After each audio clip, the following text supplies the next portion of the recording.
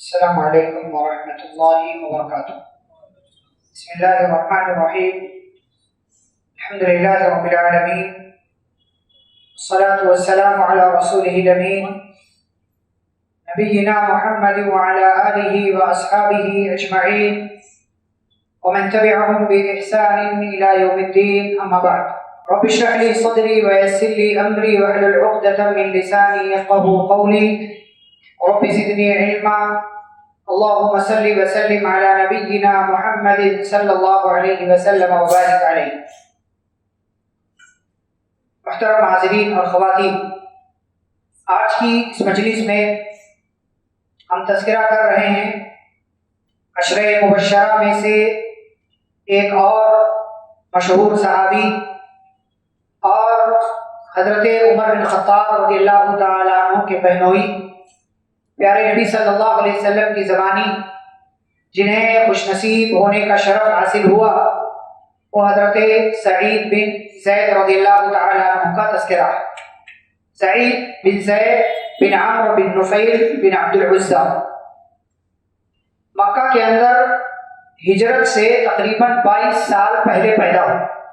سعید بن زید رضی اللہ تعالیٰ عنہ عشرہ مبشرہ میں سے جو 10 افراد ہیں، ان میں یہ ایسے صحابی ہیں جن کے بارے میں لوگ بہت کم جانتے ہیں، جن کا بہت کم تذکرہ ہوتا ہے۔ عام طور سے بقیہ 9 صحابہ جو ہیں، چاروں خلفاء عبد الرحمن بن عوف، سعد بن ابی وقاص، ابو عبیدہ بن جراح اور طلحہ اور زبیر رضی اللہ تعالیٰ عنہ اجمعین، ان کا تذکرہ ہوتا ہے، لیکن سعید بن زید رضی اللہ تعالیٰ عنہ بڑے گمنام سے ہیں اور ان کا تذکرہ بہت کم ہوتا ہے۔ تو ہجرت سے پہلے 22 سال پہلے پیدا ہوئے۔ ان کی سیرت یا ان کا تذکرہ کرنے سے پہلے ان کے ابا کا تذکرہ کرنا بہت ضروری ہے۔ کیوں؟ اس لیے کہ ان کے ابا جو تھے نا، وہ بہت عظیم انسان تھے، بہت عظیم انسان تھے زمانے جاہلیت سے۔ چنانچہ آپ دیکھیں کہ ان کے ابا کیا کرتے تھے، زید بن عمرو، یعنی ان کے جو والد ہیں سعید بن زید کے، زید بن عمرو۔ اچھا، ان کا رشتہ صرف عمر بن خطاب سے اتنا نہیں ہے کہ یہ بہنوئی ہیں، بلکہ عمر بن خطاب رضی اللہ تعالیٰ عنہ، سعید بن زید، یہ دونوں آپس میں چچا زاد بھی ہیں، آپس میں دونوں چچا زاد بھی ہیں، یعنی سعید بن زید اور عمر بن خطاب رضی اللہ تعالیٰ عنہ دونوں کے باپ جو ہیں، دونوں بھائی ہیں، سگے بھائی، اور دونوں کے درمیان ایک رشتہ کیا ہے کہ عمر رضی اللہ تعالیٰ عنہ کی بہنوئی ہیں سعید بن زید۔ عمر رضی اللہ تعالیٰ عنہ کی بہن فاطمہ بنت خطاب رضی اللہ تعالیٰ عنہ کا نکاح ان سے ہوا تھا، اور عمر رضی اللہ تعالیٰ عنہ بھی سعید بن زید کے بہنوئی ہیں۔ سعید بن زید کی بہن عاتکہ بنت زید کا نکاح عمر بن خطاب رضی اللہ تعالیٰ عنہ سے ہوا، تو دوہری اور تہری رشتہ داریاں ہیں سعید بن زید اور عمر بن خطاب رضی اللہ تعالیٰ عنہ کے درمیان۔ تو سعید بن زید کے جو ابا تھے بڑے نیک تھے۔ زمانے جاہلیت میں آپ جانتے ہیں عرب کے لوگ کیا کرتے تھے، بہت سارے گناہ تھے، انہی گناہوں میں سے گناہ کہ بیٹیوں کو، لڑکیوں کو زندہ دفن کر دیا، لیکن یہ کام پورا عرب نہیں کرتا تھا، پورا عرب نہیں کرتا۔ بعض دفعہ بولنے میں اور سننے میں ایسا لگتا ہے کہ زمانے جاہلیت میں پورا عرب یہی کرتا تھا کہ سارے لوگ اپنی بیٹیوں کو دفن کر دیتے۔ نہیں، اگر سارے لوگ اپنی بیٹیاں دفن کر رہے تو شادیاں کس سے کر رہے، یعنی نکاح کس سے ہو رہا ہے؟ تو عرب کے بعض خاص قبیلے کے لوگ یہ کام کیا کرتے تھے۔ اچھا، جب کسی کو دیکھتے تھے حضرت سعید بن زید کے ابا زید بن عمرو کہ وہ اپنی بچی کو زندہ دفن کرنے کا ارادہ رکھتا ہے تو اس کو روکتے تھے۔ سعید بن زید کے ابا زید بن عمرو روکتے تھے، اس سے کہتے تھے رک جا۔ یہ صحیح بخاری کے اندر امام بخاری نے معلقاً روایت کیا، کہا کہ رک جا، مت قتل کر اس کو، میں اس کا خرچہ اور اس کی پرورش کا ذمہ دار ہوں۔ یہ خوبی تھی ان کی۔ کہا اگر تو روزی روٹی کے ڈر سے اپنی بیٹی کو قتل کر رہا ہے تو رک جا، قتل مت کر، میں ذمہ دار ہوں اس کے خرچے کا۔ اور جب وہ بڑی ہو جاتی پھر پالتے تھے اس کو، اگر کوئی اجازت دے دیتا تھا کہ ٹھیک ہے تو اس کو پالتے تھے، بڑا کرتے تھے، پرورش کرتے تھے۔ جب بڑی ہو جاتی تھی وہ تو اس کے باپ کے پاس لے کر کے آتے، کہتے تھے کہ اگر تیری مرضی ہو تو تیری بیٹی میں تجھے لوٹا دیتا ہوں، اگر تو چاہتا ہے تو تیری بیٹی لوٹا دیتا ہوں، اور اگر تیری مرضی نہیں ہے تو اب بھی نہیں لینا چاہتا ہے تو میں کیا کرتا ہوں، میں اب بھی اس کی کفالت کروں گا اور پھر پھر جس طرح وہ آدمی کہتا ہے یعنی اس لڑکی کا باپ، اس کے بعد اسی طریقے کا معاملہ اس لڑکی کے ساتھ کیا۔ ایک خوبی تو یہ ہو گئی۔ دوسری خوبی کیا تھی سعید بن زید رضی اللہ تعالیٰ عنہ کے ابا کے یہاں، کہ وہ زمانے جاہلیت میں بھی ہر غلط عمل سے انہوں نے اپنے آپ کو روک رکھا تھا، بطور خاص غیر اللہ کی عبادت، بتوں کی پرستش اور اس قسم کے وہ کام جو اللہ کے ساتھ شرک کرنے والے تھے، بلکہ یہ خود بتوں کے نام پر سجدہ کرنے والوں کی تنقید کرتے تھے، کہتے تھے کہ میری سمجھ سے یہ بات بہت اوپر کی ہے کہ ایک بکری جسے اللہ نے پیدا کیا، اس کے کھانے پینے کے لیے اللہ نے گھاس کا پانی کا انتظام کیا، زمین سے اس کے لیے پودے نکالے، یہ سب اللہ تعالیٰ اس بکری کے لیے کرتا ہے، اور تم اس بکری کو پکڑ کر غیر اللہ کے نام پر کیا کر دیتے ہو؟ ذبح کر دیتے۔ یعنی کس طرح کی یہ سوچ ہے تمہاری؟ مجھے یہ تمہارے فیصلے، تمہارے یہ کرتوت سمجھ میں نہیں آتے۔ ایسے ہی ایک مرتبہ یہ چار دوست بیٹھ کر کے گفتگو کر رہے تھے، بتوں کا جشن منانے کے لیے قریش کا لوگ اکٹھا تھے، سالانہ میلہ تھا ان کا، اور بطور خاص ایک بڑے بت کی، وہ کوئی بت تھا اس کی بڑی تعظیم کرتے تھے، ہو سکتا ہے ہبل، لات، منات، عزا میں سے کوئی رہا ہو، اس کے پاس اعتکاف کرتے تھے، بیٹھتے تھے اور جو ہے طواف کرتے تھے، چکر لگاتے تھے۔ یہ چار ساتھی کون کون؟ حضرت سعید بن زید کے ابا زید بن عمرو، ورقہ بن نوفل جانتے ہیں، خدیجہ رضی اللہ تعالیٰ عنہ کے رشتہ دار، عبید اللہ بن جہش، ان کو بھی جانتے ہیں، عبداللہ بن جہش کے بھائی، زینب بنت جہش کے بھائی، نبی صلی اللہ علیہ وسلم کے کزن عبید اللہ بن جہش، اور عثمان بن حویرث، یہ چار لوگ بیٹھے ہوئے تھے۔ سب اس بات پر اتفاق کرتے ہیں، ایک دوسرے کو مخاطب کرتے ہوئے کہتے ہیں یار تم جانتے ہو کہ تمہاری قوم قریش کے لوگ بیکار کام کر رہے ہیں، یہ اپنے باپ ابراہیم علیہ السلام کے دین کو بھول چکے ہیں، ہم نے نہ تو کسی پتھر کا طواف، ہم کسی پتھر کا طواف نہیں کریں گے کیونکہ یہ پتھر نہ سنتا ہے، نہ دیکھتا ہے، نہ نقصان دیتا ہے، نہ نفع دیتا ہے۔ اے میری قوم کے لوگوں، چلو اپنے لیے صحیح دین کی تلاش کرو۔ یہ چاروں آپس میں فیصلہ کرتے۔ اب یہ چاروں جب نکلتے ہیں تو ان میں سے جو عبید اللہ بن جہش ہیں وہ الگ الگ مذہب کو دیکھتے ہیں تو کشمکش میں رہتے ہیں۔ پھر اسی دوران نبی صلی اللہ علیہ وسلم کو نبوت اور رسالت مل جاتی ہے تو آپ صلی اللہ علیہ وسلم کے دین کو یہ کیا کر لیتے ہیں؟ قبول کر لیتے ہیں۔ بعض لوگوں نے یہ ذکر کیا کہ حبشہ کی طرف انہوں نے ہجرت بھی کی، وہاں گئے اور پھر وہاں جو ہے انہوں نے عیسائی مذہب اختیار کر لیا، مرتد ہو گئے، لیکن بعض علماء نے کہا مرتد نہیں ہوئے تھے بلکہ مسلمان تھے اور صحابی برقرار رہے، تو اس طرح سے یہ دین اسلام پر آ گئے۔ دوسرے صاحب سعید بن زید کے ابا زید بن عمرو، انہوں نے خود کو روک کر رکھا، نہ یہودیت اختیار کی نہ عیسائیت اختیار کی، بلکہ آپ اگر روایت دیکھیں تو روایت کے اندر آتا ہے کہ زید بن عمرو شام کی طرف گئے، یسأل عن الدین، کسی دین کے بارے میں پتہ لگانے کے لیے کہ بھائی کوئی ایسا دین ہو جو صحیح ہو اور جس دین کو ہم قبول کر سکیں۔ تو ایک یہودی عالم ملا ہوا، تو اس یہودی سے اس کے دین کے بارے میں پوچھا تو کہا انی لعلی ان ادین دینکم فاخبرنی، کہا میں چاہتا ہوں کہ میں تمہارا دین قبول کر لوں تو تم مجھے اپنے دین کے بارے میں تو کچھ بتاؤ۔ تو یہودی عالم بڑا اچھا تھا، وہ کہنے لگا لا تقول علی دین، تم ہمارے دین پر مت آؤ، تم ہمارے دین پر مت آؤ، اس لیے کہ تم ہمارے دین پر آ جاؤ گے تو کیا ہو جائے گا، تمہیں اللہ کا غضب اور غصہ پکڑے، یعنی تم ہلاک ہو جاؤ۔ تو انہوں نے کہا ما افر الا من غضب اللہ، بھائی میں اللہ کے غصے سے بچنے کے لیے تو مکہ سے بھاگ کر کے یہاں آیا ہوں کہ مکہ کے لوگ غیر اللہ کی عبادت کر رہے ہیں، تم لوگ مجھے اسی کی طرف بلا رہے ہو، نہیں میں یہ مذہب اختیار نہیں کروں۔ اس کے بعد پھر چلے، پھر اور کوئی دین تلاش کیا، پتہ کیا کہ کوئی اور دین مل جائے، تو ایک عیسائی عالم سے ملاقات ہوئی، اس عیسائی عالم سے پوچھا، اس نے بھی یہی جواب دیا کہ بھائی ہمارا یہ دین ہے، تم اس دین کو اختیار مت کرو کیونکہ اس دین میں بھی بڑی ساری تبدیلیاں ہو چکی ہیں، اختیار کرو گے تو اللہ تعالیٰ کا غصہ آئے گا۔ تو انہوں نے کہا نہیں میں یہ دین بھی اختیار کروں گا، میں دین حنیفی اختیار کروں گا۔ تو ان سے پوچھا گیا کہ دین حنیف کیا ہے، تو کہا کہ دین ابراہیم لم یکن یہودیا ولا نصرانیا ولا یعبد الا اللہ، کہ دین حنیف ابراہیم علیہ السلام کا دین ہے، اور ابراہیم علیہ السلام کیا تھے؟ یہودی نہیں تھے، عیسائی نہیں تھے، اور اللہ کے سوا کسی کی عبادت نہیں کیا کرتے تھے۔ پھر یہی معاملہ چلتا رہا اور عیسیٰ علیہ السلام کے ماننے والوں کے دین کو بھی انہوں نے قبول نہیں کیا، یہاں تک کہ جب ہر طرف سے مایوس ہو گئے سعید بن زید کے ابا، فلما والدین، اور انہیں کوئی راستہ نظر نہیں آیا تو اللہ تعالیٰ سے دعا کیا اور کہا اللہم انی اشہد انی علی دین ابراہیم، اے اللہ میں گواہی دیتا ہوں کہ میں ابراہیم علیہ السلام کے دین پر ہوں، میں ابراہیم علیہ السلام کے دین پر ہوں، یہ جملہ انہوں نے کہا۔ حضرت اسماء رضی اللہ تعالیٰ عنہ کہتی ہیں، اچھا یہ دو دوستوں کی بات ہوئی، باقی دو دوست اور گئے، انہوں نے یہاں وہاں کا مذہب اختیار کر لیا۔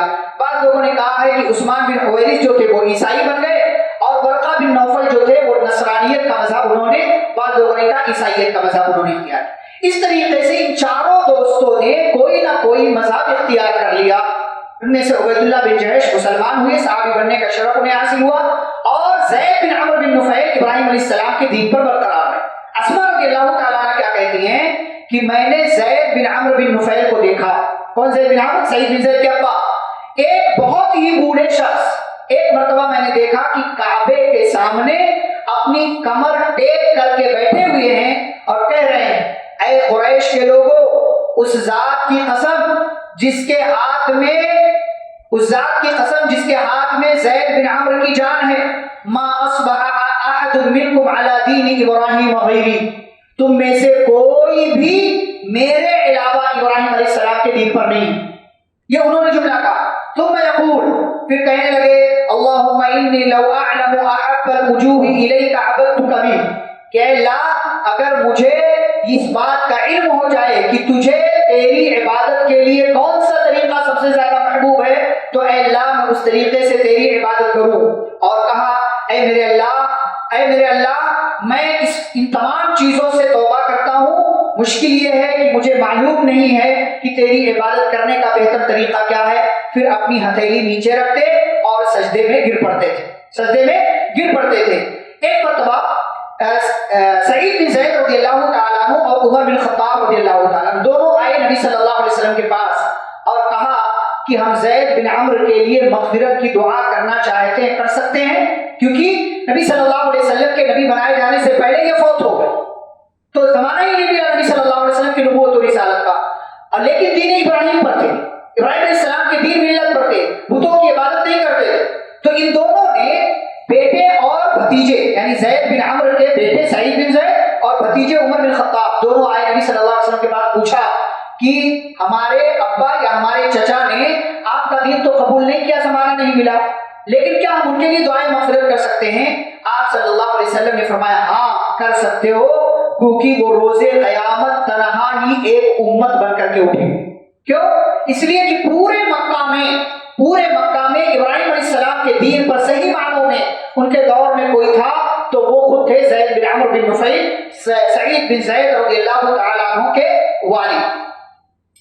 اچھا، ان کے ابا جو تھے زید بن عمرو جب بیمار ہو گئے، زندگی کے آخری ایام چل رہے تھے، باپ کی نیکیوں کا اثر بیٹے کی زندگی میں کیسے آتا ہے، انہوں نے دعا کی اللہ تعالیٰ سے، آسمان کی طرف نگاہیں اٹھائیں اور دعا کیا اے میرے اللہ اگر تو نے مجھے دین حنیف کے خیر سے محروم کر دیا، یعنی میں ایسے ماحول میں ہوں جہاں لوگ بتوں کی عبادت کر رہے ہیں، تو اے اللہ میں تیری بارگاہ میں دعا کرتا ہوں کہ میرے بیٹے سعید کو اس نعمت سے محروم نہ کرنا۔ یہ سعید بن زید کے ابا نے ان کے لیے دعا کیا، اور اللہ رب العالمین نے اپنے بندے دین ابراہیم پر چلنے والے، بتوں کی عبادت کو چھوڑ دینے والے زید بن عمرو کی دعا ان کے بیٹے سعید بن زید کے حق میں قبول کیا، اور سعید بن زید رضی اللہ تعالیٰ عنہ مسلمان ہوئے۔ مسلمان کب ہوئے؟ پیارے نبی صلی اللہ علیہ وسلم نے جب نبوت و رسالت کا آغاز کیا، ان کی مشکل سے عمر 10-11 سال تھی، مشکل سے عمر ان کی 10-11 سال تھی۔ پھر ہوتے ہوتے جب کئی لوگوں نے اسلام قبول کیا تو بعض لوگوں نے ذکر کیا ہے کہ سعید بن زید 13ویں نمبر پر اسلام قبول کرنے والوں میں سے، سابقین اولین میں سے، بالکل شروع میں انہوں نے پیارے نبی صلی اللہ علیہ وسلم کی دعوت قبول کیا۔ دار ارقم میں آپ داخل بھی نہیں ہوئے تھے، اس سے پہلے انہوں نے جو ہے پیارے نبی صلی اللہ علیہ وسلم کے دین کو قبول کر لیا۔ اب یہ سلسلہ چلتا رہا، مکہ میں بہت زیادہ جانتے ہیں آپ ایکٹیویٹیز نہیں تھی مسلمانوں کی، ظلم ہو رہا تھا۔ سعید بن زید رضی اللہ تعالیٰ عنہ کا گھرانہ چونکہ مضبوط تھا، اس لیے حبشہ ہجرت کر کے یہ نہیں گئے، مکہ میں برقرار رہے۔ پھر جب نبی صلی اللہ علیہ وسلم کے حکم سے صحابہ ہجرت کر کے مکہ سے مدینہ چلے گئے تو یہ بھی ہجرت کر کے گئے، اور مدینے میں نبی صلی اللہ علیہ وسلم نے ابی بن کعب یا بعض لوگوں نے کہا رفاعہ بن عبد المنذر، دونوں میں سے کسی ایک کا بھائی بنا دیا سعید بن زید رضی اللہ تعالیٰ عنہ کو۔ سعید بن زید رضی اللہ تعالیٰ عنہ نے جنگ بدر کے علاوہ تمام جنگوں میں شرکت کی، جنگ بدر کے سوا تمام جنگوں میں شرکت کی ہے۔ جنگ بدر میں شریک کیوں نہیں ہوئے؟ اس سے پہلے ہم ذکر کر چکے ہیں کہ نبی صلی اللہ علیہ وسلم نے قریش کی سرگرمیوں کا پتہ لگانے کے لیے 2 لوگوں کو بطور جاسوس روانہ کیا تھا کہ وہ شام سے جو قافلہ آ رہا ہے اس کا پتہ لگاؤ کہ قافلہ کہاں پہنچا ہے۔ ان میں سے ایک سعید بن زید رضی اللہ تعالیٰ عنہ تھے اور دوسرے طلحہ بن عبید اللہ رضی اللہ تعالیٰ عنہ، 2 دن پہلے جن کا ہم نے تذکرہ کیا۔ یہ دونوں صحابہ جاسوسی کے سفر پر ہونے کی وجہ سے جنگ بدر میں شامل نہیں ہو سکے، لیکن نبی کریم صلی اللہ علیہ وسلم اور مسلمانوں نے جب جنگ میں کامیابی حاصل کی، مال غنیمت ملا تو حصہ لگایا گیا، تو اس میں حصہ طلحہ رضی اللہ عنہ کا بھی لگا اور اس میں حصہ سعید بن زید رضی اللہ تعالیٰ عنہ کا بھی نبی صلی اللہ علیہ وسلم نے لگایا۔ یہ سلسلہ چلا، پیارے نبی صلی اللہ علیہ وسلم کی وفات ہو گئی اور ساری جنگوں میں شرکت کی، لیکن کس جنگ میں کیا کیا اس کی تفصیلات نہیں ہیں، اور ضروری بھی نہیں ہے کہ ہر صحابی کے تعلق سے تفصیلات ملے کہ کس جنگ میں کس نے کیا کیا ہے۔ نبی صلی اللہ علیہ وسلم کی وفات ہو گئی، آپ صلی اللہ علیہ وسلم کی وفات کے بعد ابو بکر رضی اللہ تعالیٰ عنہ خلیفہ بنے، انہوں نے ان کی خلافت کو تسلیم کیا، اور جنگ یرموک میں حضرت سعید بن زید رضی اللہ تعالیٰ عنہ شریک رہے۔ چنانچہ ایک لکھنے والے لکھتے ہیں کہ سب سے زیادہ جواں مردی کا مظاہرہ حضرت سعید بن زید رضی اللہ تعالیٰ عنہ نے جنگ یرموک میں کیا، جس میں بہادری کی تاریخ رقم کی۔ خود بیان کرتے ہیں سعید بن زید رضی اللہ تعالیٰ عنہ کہ یرموک میں، جنگ یرموک میں ہماری تعداد 24,000 تھی، رومیوں کی تعداد 1,20,000 تھی، 24,000 کے مقابلے میں 1,20,000 رومی ہماری طرف بڑھ رہے ہیں۔ یوں سمجھ لیں کہ جیسے پہاڑ ہو ہماری طرف آ رہا ہو۔ لشکر کی ترتیب یہ تھی کہ رومیوں کے آگے ان کے پادری، درباری، عالم وغیرہ سب تھے اور ان کی آواز میں آواز ملا رہے تھے۔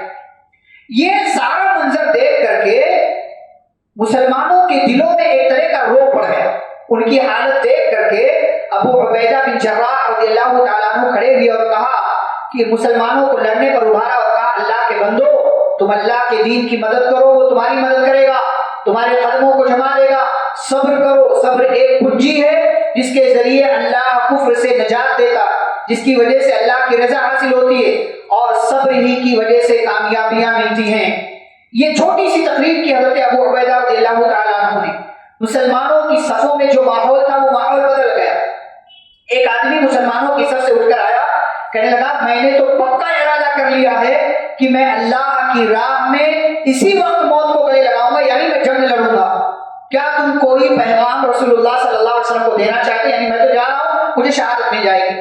پھر اس کے بعد حضرت سعید کہتے ہیں رضی اللہ تعالیٰ عنہ، جب میں نے اس آدمی کی گفتگو سنی اور میں نے دیکھا کہ وہ اپنی تلوار کے جوہر دکھا رہا ہے اور دشمن سے ملنے والا ہے، تو میں نے اس سے پہلے ہی زمین پر چھلانگ لگائی، اپنے گھٹنوں کے بل بیٹھ گیا، میں نے نیزہ اٹھایا اور جو گھوڑ سوار ہماری طرف بڑھ رہے تھے مارنے کے لیے، میں نے سب سے پہلے گھوڑ سوار کو زمین بوس کیا، دشمن پر ٹوٹ پڑا۔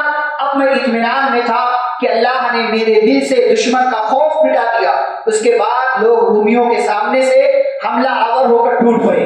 یعنی یہ کامیابی سعید بن زید نے جو شروع میں دکھائی، یہ ہمت، یہ جواں مردی، اس کے بعد سارے مسلمان لڑنے کے لیے تیار ہو گئے، یہاں تک کہ اللہ تعالیٰ نے ایمان والوں کو اس جنگ میں کامیابی عطا فرمائی۔ خبیب بن سلمہ کہتے ہیں کہ جنگ یرموک میں ہم سعید بن زید کی بہادری کے سائے میں پناہ لینے پر مجبور ہو گئے۔ یعنی جب ہم نے دیکھا کہ ایک اکیلا بندہ اتنی کامیابی سے جنگ کے میدان میں لڑ رہا ہے تو ہماری ہمت بڑی، حوصلہ بڑھا اور ہم مجبور ہو گئے۔ حضرت سعید کیا ہی خوب آدمی ہیں، یہ آدمی نہیں، یہ یرموک کے دن ایک شیر تھے۔ انہوں نے جب روم کی فوجوں کو ٹھاٹھے مارتے ہوئے سمندر کی طرح دیکھا تو پہلے ڈرے، پھر زمین پر چھلانگ لگائی، گھٹنوں کے بل بیٹھ گئے، اور جب دشمن کی فوج قریب آئی تو ان پر آگے سے شیر کی طرح جھپٹے اور لڑنا شروع کر دیا۔ لیکن ایسا بہادرانہ انداز جنگ تھا جیسا کہ گھڑ سوار لڑتا ہے۔ یہ اس بات کا ثبوت ہے کہ حضرت سعید بن زید رضی اللہ تعالیٰ عنہ ایک کامیاب لڑاکو، ایک بہادر، ایک شجاعت رکھنے والے انسان اور نہایت ہی چالاک اور دانشمند انسان تھے۔ حضرت سعید بن زید رضی اللہ تعالیٰ عنہ نے اس کے علاوہ جنگ اجرادین ایک جنگ ہے، اس میں شریک ہوئے۔ ابو بکر رضی اللہ تعالیٰ عنہ کی وفات ہو گئی، عمر رضی اللہ تعالیٰ عنہ خلیفہ بنے، ان کے زمانے میں بھی انہوں نے جو ہے بیعت کیا عمر رضی اللہ تعالیٰ عنہ کی۔ اور جب ابو عبیدہ رضی اللہ تعالیٰ عنہ سپہ سالار بنے اور ان کی قیادت میں دمشق فتح ہوا، شام کا علاقہ، تو دمشق فتح کرنے کے بعد جب اسلامی فوج نکلنے لگی، ابو عبیدہ رضی اللہ تعالیٰ عنہ نکلنے لگے، تو دمشق کا والی اور گورنر بنایا حضرت سعید بن زید رضی اللہ تعالیٰ عنہ۔ بعد میں انہوں نے معذرت کر لیا اور کہا کہ یہ عہدہ اور منصب میرے بس کا نہیں ہے، میں آپ اس کے میری جگہ کسی اور کو بنا دیجیے۔ لیکن بہرحال حضرت ابو عبیدہ رضی اللہ تعالیٰ عنہ نے ان کو دمشق کا گورنر بنایا تھا۔ حضرت سعید بن زید رضی اللہ تعالیٰ عنہ کی ایک بڑی نمایاں خوبی کیا ہے وہ بھی دیکھتے جائیے۔ وہ یہ ہے کہ حضرت سعید بن زید رضی اللہ تعالیٰ عنہ مستجاب الدعوات صحابی تھے۔ مستجاب الدعوات مطلب ہاں، جن کی دعائیں قبول ہوتی۔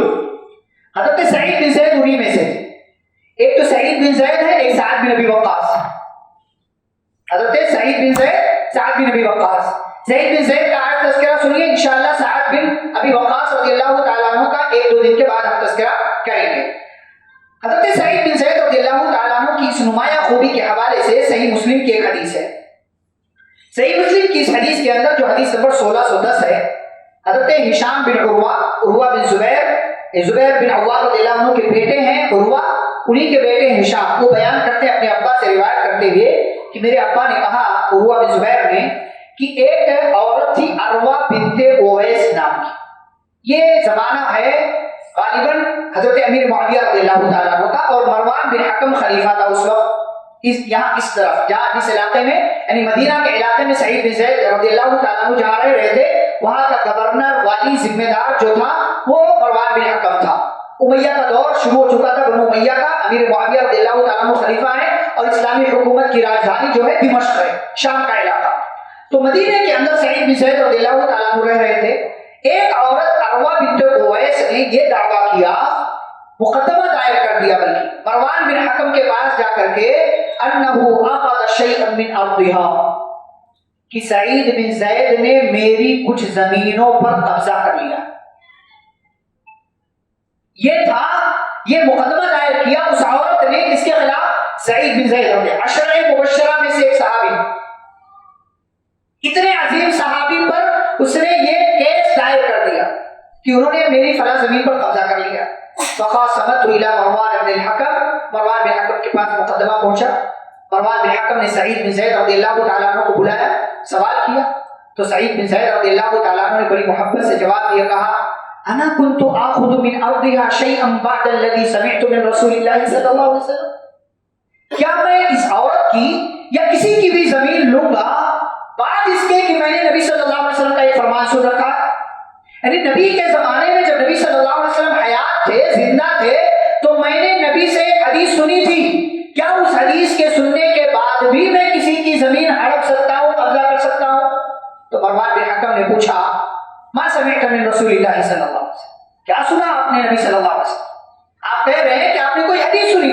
تو کہا میں نے حدیث سنی نبی صلی اللہ علیہ وسلم کی، من اخذ شبرا من الارض ظلما، جس نے کسی کی زمین، ایک بالشت زمین، یہ بالشت ایک ایکڑ دو ایکڑ نہیں، ایک گھنٹہ دو گھنٹہ نہیں، جس نے کسی کی زمین ایک بالشت بھی لے لی، کیسے؟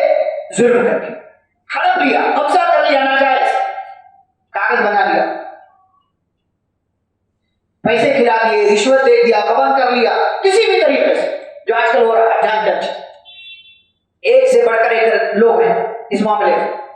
تو کہا کہ نبی صلی اللہ علیہ وسلم نے فرمایا تھا جس نے کسی کی زمین ظلم کر کے لے لی ایک بالشت، تُوِّقَهُ إِلَى سَبْعِ أَرْضٍ، قیامت کے دن اس کو 7 زمینوں کا طوق پہنایا جائے، 7 زمینوں کا طوق، یہ اس کی سزا ہوگی۔ ایک بالشت زمین، اس سے زیادہ جو لے گا اللہ ہی جانتا اس کا کیا معاملہ ہوگا۔ فقال له مروان لا اسألك بينة بعد هذا، مروان بن حکم سمجھتا تھا کہ نبی صلی اللہ علیہ وسلم کے صحابی کتنے عظیم ہیں، کتنی عظمت والے ہیں، اس لیے کہا مروان بن حکم نے جن کے دربار میں یہ مقدمہ پہنچا تھا کہ اللہ اسألک بینۃ بعد ھذا، آپ نے یہ کہہ دیا ہے اب آپ سے اس مسئلے کے بارے میں کوئی اور ثبوت نہیں مانگوں گا، یہ آپ کا کہہ دینا کافی ہے۔ کیونکہ صحابی تھے اور تمام کے تمام صحابہ کیا ہیں، عادل ہیں، کوئی جھوٹ نہیں بولتا کہ اپنے آپ کو بچانے کے لیے حدیث گڑھ لیا، نہیں، فوراً مروان بن حکم نے کہا نہیں آپ نے کہہ دیا، اب کوئی ثبوت مجھے نہیں چاہیے، مسئلہ ختم ہو گیا۔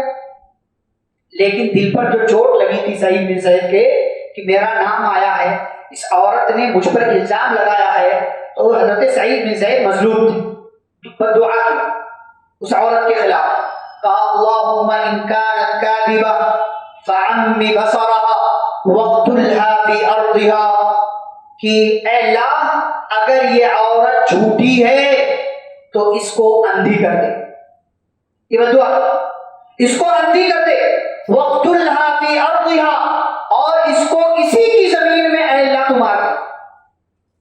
اللہ کا یہ قانون آپ کو بتا ہے، الجزاء من جنس العمل، جیسا آپ عمل کریں گے ویسا آپ کو بدلہ ملے گا۔ ہمارے یہاں محاورہ بھی چلتا ہے، جیسی کرنی ویسی بھرنی، ٹک فار ٹیک، جیسا کرو گے ویسا بھرو گے، یہ اللہ کا قانون ہے۔ قومی لوط نے کیا کیا تھا، ایسی برائی کرتے تھے جو برائی ان سے پہلے کسی نے نہیں کی، تو اللہ نے ایسی سزا دی جیسی سزا اللہ نے اس سے پہلے کسی اور کو نہیں دی، یہ اللہ کا قانون ہے، یہ اللہ تعالیٰ کا قانون ہے۔ حضرت سعید بن زید رضی اللہ تعالیٰ عنہ نے بدعا کیا کی ہے، معاملہ کس کا ہے، کس چیز کا، زمین کا، کہ انہوں نے میری زمین پر قبضہ کر لیا۔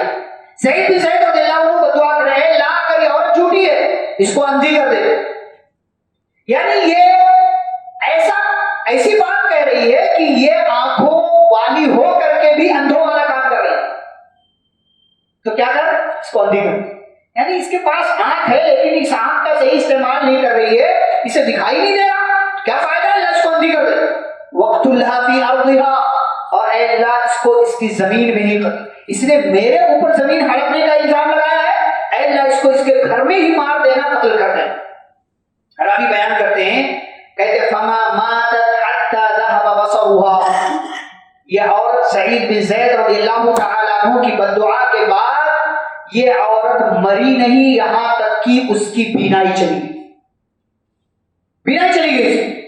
ثم بینہ ہی تمشی فی ارضها، اور یہ اندھی ہو گئی ایک دن اپنے ہی گھر میں چل رہی تھی، اذ وقعت فی حفرہ، کہ گھر میں ہی کہیں اس کے گڑھا تھا، اس گڑھے میں گری، فماتت، اور اس گڑھے میں گر کر کے مر گئی۔ یہ ایک صحابی پر الزام لگانے، ایک صحابی کے نام کو مطعون کرنے اور ایک صحابی کے نام پر کیچڑ اچھالنے کا یہ نقصان ہوا اس عورت کو، بعد اس کے کہ سعید بن زید رضی اللہ تعالیٰ عنہ نے اس کو بددعا بھی دیا، اللہ تعالیٰ نے بددعا قبول کی اور اس عورت کو اسی کے گھر میں اللہ تعالیٰ نے مار دیا اور اس کی بینائی ختم کر دی۔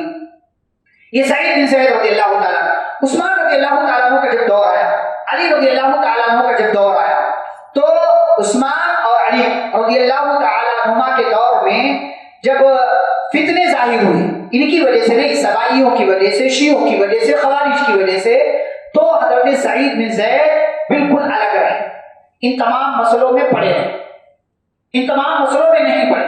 جب یہ سب لوگ، حضرت عثمان رضی اللہ تعالیٰ عنہ شہید ہو گئے، علی رضی اللہ تعالیٰ عنہ شہید ہو گئے، حضرت حسن رضی اللہ تعالیٰ عنہ خلیفہ بنے۔ اچھا ایسا نہیں کہ عثمان اور علی رضی اللہ عنہ کی بیعت انہوں نے نہیں کی، دونوں کی بیعت کی تھی، حسن رضی اللہ عنہ خلیفہ بنے، ان کی بھی بیعت کی، وہ ہٹ گئے، دستبردار ہو گئے، تو حضرت امیر معاویہ رضی اللہ تعالیٰ عنہ خلیفہ بنے، ان کی بھی بیعت کی انہوں نے، حضرت سعید بن زید۔ لیکن کسی بھی مسئلے میں جس کا تعلق فتنے سے تھا، آزمائش سے تھا، اس میں نہیں پڑے، اپنے آپ کو بالکل الگ رکھا حضرت سعید بن زید رضی اللہ تعالیٰ۔ اچھا یہی صحابی ہیں کہ میں نے شروع میں کہا حضرت عمر رضی اللہ تعالیٰ عنہ کی کیا ہے، بہن ہوئی، اور انہی کے بارے میں عمر رضی اللہ عنہ نے پہلے سنا تھا کہ عمر کہ ان کے بہنوئی سعید اور بہن فاطمہ دونوں کیا ہو چکی ہیں، مسلمان ہو چکی۔ وہ واقعہ انشاءاللہ ہم عمر رضی اللہ تعالیٰ عنہ کے تذکرے میں بیان کریں گے، کیونکہ اصل تعلق ان کا وہیں سے. اچھا, سعید بن زید رضی اللہ تعالیٰ عنہ اس واقعے کو بیان کرتے ہوئے کہتے ہیں, جس کے امام بخاری نے ذکر کیا ہے, کہ جب یہ فتنہ اٹھا, عثمان رضی اللہ تعالیٰ عنہ کو مارا گیا, قتل کیا گیا, تو انہوں نے کہا کہ آج تم مسلمانوں کی تعداد اتنی زیادہ ہے, پھر بھی عثمان رضی اللہ تعالیٰ عنہ کو ظلماً شہید کر دیا گیا. ایک دور وہ تھا کہ مسلمان نہیں تھے, میں اور میری بیوی فاطمہ مسلمان ہو گئی تھی, لیکن عمر نے ہمیں بہت پیٹا تھا. ایک وہ دور تھا کہ جبکہ کوئی نہیں تھا تو عمر نے پیٹا تھا.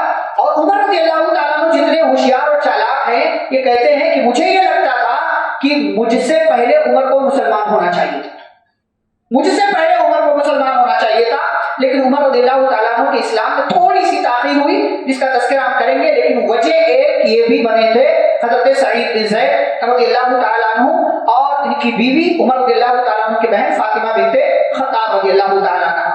70 سال سے زائد کی عمر ہوئی.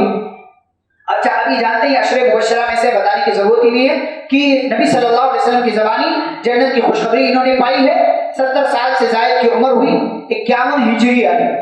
اب آپ سوچیں کہ عمر ابو بکر رضی اللہ تعالیٰ عنہ کے زمانے کے بعد, یعنی 13-14 ہجری سے لے کر کے 51 ہجری تک یہ زندہ رہے. یہ تقریباً جو 37-38 سال کا وقفہ ملتا ہے, اس میں بہت زیادہ بلکہ نہ کے برابر اس عظیم صحابی کا تذکرہ ہے. وجہ کیا ہے؟ وجہ صرف یہی ہے کہ جب فتنے شروع ہوئے تو یہ فتنوں سے الگ تھلگ رہے اور اپنا ہاتھ اس کے اندر شامل نہیں کیا. 70 سال سے زائد کی عمر ہوئی. 51 ہجری میں مدینہ کا ایک علاقہ ہے عقیق نام کا, اگر آپ گئے ہو تو وادی عقیق کے نام سے ایک علاقہ ہے, اسی علاقے میں حضرت سعید بن زید رضی اللہ تعالیٰ عنہ کی وفات ہوئی, اور وہاں سے ان کا جنازہ, ان کی لاش مدینہ لائی گئی, یعنی مدینہ جو اصل آبادی تھی وہاں لائی گئی.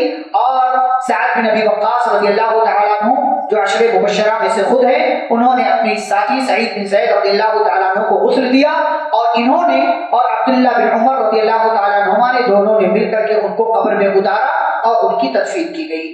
یہ سعید بن زید رضی اللہ تعالیٰ عنہ کا مختصر تذکرہ. ہمارے لیے پیغام کیا ہے؟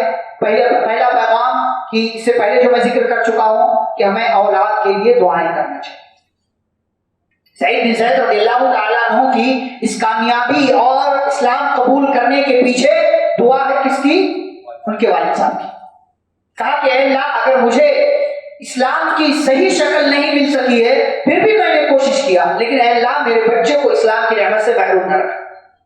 ہمیں بھی دعائیں کرنا چاہیے اپنی اولاد کے لیے. اللہ تعالیٰ نے سورہ کہف میں کیا ذکر کیا ہے کہ وہ دیوار جو 2 یتیم بچوں کی تھی, جس کے نیچے خزانہ چھپا ہوا تھا, گاؤں والوں کی طرف سے مہمان نوازی نہ کیے جانے کے باوجود حضرت خضر علیہ السلام نے وہ دیوار سیدھی کر دی, تو موسیٰ علیہ السلام کو جواب دیتے ہوئے کہا تھا وَكَانَ أَبُوهُمَا صَالِحًا, کہ یہ دیوار جو میں نے سیدھی کی ہے 2 یتیم بچوں کی ہے, اس کے نیچے خزانہ ہے, وجہ صرف یہ ہے کہ ان دونوں کا باپ نہیں تھا. ہماری نیکی کا فائدہ ہماری اولاد کو ہوتا ہے. فَأَرَادَ رَبُّكَ أَن يَبْلُغَ أَشُدَّهُمَا, بچے چھوٹے تھے جبھی ان کے ابا کی وفات ہو گئی, تو رب کا ارادہ یہ ہوا کہ یہ دونوں بچے بڑے ہوں, بالغ ہوں, خزانہ نکالیں اور خزانہ نکال کر کے اپنی زندگی میں اس کو خرچ کریں. یہ باپ کی نیکی کا فائدہ. آپ دعائیں کرتے رہیں گے تو باپ کی دعا اولاد کے حق میں اللہ تعالیٰ رد نہیں کرتا ہے, ضرور دعائیں کیا کریں. دوسرا پیغام, توحید کو ہر صورت میں لازم پکڑیں. آپ سوچیں پورا مکہ غیر اللہ کی عبادت, 360 بتوں کی عبادت, 4 بڑے بڑے بتوں کی قسمیں کھائی جا رہی ہیں, لیکن اس ماحول میں بھی سعید بن زید رضی اللہ تعالیٰ عنہ کے ابا نے دین ابراہیمی کو پر برقرار رہے, توحید کو لازم پکڑا, نہ یہودیت اختیار کیا, نہ عیسائیت اختیار کیا, اور نہ ہی مشرکوں میں سے رہے, نہ ہی غیر اللہ کی عبادت کی, اللہ تعالیٰ کے سوا کسی اور کی عبادت نہیں کی. ہر صورت میں توحید کو لازم پکڑ کر کے رکھنا چاہیے. تیسرا پیغام, کسی پر بھی ظلم کرنے سے بچیں. کسی پر بھی ظلم, چاہے وہ چھوٹا ہو, بڑا ہو, کمزور ہو, طاقتور ہو, مرد ہو, عورت ہو, کسی پر بھی ظلم نہیں کرنا. اللہ تعالیٰ نے کہا حدیث قدسی میں یا عبادی انی حرمت الظلم علی نفسی وجعلتہ بینکم محرما فلا تظالموا, اے میرے بندو میں نے اپنے اوپر ظلم کو حرام کر لیا اور میں نے اسے تمہارے بیچ بھی حرام کیا, لہٰذا تم آپس میں ایک دوسرے پر ظلم نہ کرو. اور اللہ تعالیٰ کا ایک قانون ہے کہ 2 ایسے گناہ ہیں جن کی سزا اللہ تعالیٰ بندے کو اسی دنیا میں دے دیتا ہے, اور بھی گناہ کی سزا مل سکتی ہے, لیکن دو گناہ ایسے ہیں کہ فکس ہے کہ ان کی سزا ملے گی ہی ملے گی بندے کو دنیا میں. نمبر 1 البغی، کیا ہے؟ ظلم. آپ کسی پر ظلم کریں گے بچ نہیں سکتے. وما کان ربک نسیا، آپ کا رب بھولتا نہیں. رب بھولتا نہیں کہ کس نے ظلم کیا کس کے اوپر. اور اگر مظلوم بددعا کرتے ہیں تو ظالم کو ہلاک ہونا، ظالم کو ہلاک ہونا. یہ پہلا گناہ ہے جس کی سزا بندے کو فکس ہے کہ اللہ یہ کہ وہ جا کر کے مظلوم سے معافی مانگ لے اور مظلوم کیا کرتے اس کو معاف کر دے تو بچ سکتا ہے. دوسرا گناہ کیا ہے؟ وقطیعۃ الرحیم، رشتہ داری توڑنا. اس میں بھی پہلے نمبر پر ماں باپ کی نافرمانی کرنا. ماں باپ کی نافرمان اولاد اگر واقعی نافرمان ہے تو پھر کبھی زندگی میں اسے سکھ اور چین نصیب نہیں ہوتا. یہ آپ آزما کر کے دیکھیں، تجربات بہت ہیں آپ کے سماج میں معاشرے میں، آپ اندازہ کر کے اور ایک سروے کر کے دیکھ لیجئے. تو کسی پر بھی ظلم نہ کیجیے، ظلم سے اپنے آپ کو بچائیے. اور چوتھا اور آخری پیغام ہے کسی پر بھی الزام لگانے سے بچیے. کسی پر الزام نہیں لگانا، اس لیے کہ الزام لگانا بھی ایک کبیرہ گناہ ہے. ایک کبیرہ گناہ ہے، بڑا گناہ ہے جس سے بچنے کا شریعت نے ہمیں حکم دیا ہے. اور اگر اسلامی قانون اور اسلامی شریعت ہو تو ایسے لوگوں کو 80 کوڑے مارے جائیں گے جو کسی پر الزام لگاتے ہیں اور اس کے بعد 4 گواہ پیش نہیں کر سکتے کرتے ہیں. تو یہ سعید بن زید رضی اللہ تعالیٰ عنہ کا مختصر تذکرہ جو آپ کے سامنے پیش کیا گیا. اب کل سے انشاءاللہ آخری عشرہ شروع ہو رہا ہے. اب اس میں 4 بڑے خلفاء سعد بن ابی وقاص، عبد الرحمن بن عوف، امیر معاویہ اور 2 اور صحابہ کا انشاءاللہ تذکرہ کریں گے. اللہ رب العالمین سے دعا ہے اللہ ہمیں صحابہ کرام رضی اللہ تعالیٰ عنہم اجمعین کی سیرت طیبہ کا مطالعہ کرنے اور ان کی سیرت کو سمجھنے اور پیارے نبی صلی اللہ علیہ وسلم کی سنتوں پر عمل کرنے والا بنائے. جب تک اللہ تعالیٰ دنیا میں زندہ رکھے اسلام اور ایمان پر. خاتمہ ہو تو خاتمہ بالخیر ہو. وصلی اللہ تعالی علی نبینا محمد وعلی آلہ واصحابہ اجمعین. ربنا تقبل منا انك انت السميع العليم. سبحانك اللهم وبحمدك اشهد ان لا اله الا انت استغفرك واتوب اليك. والسلام عليكم ورحمة الله وبركاته.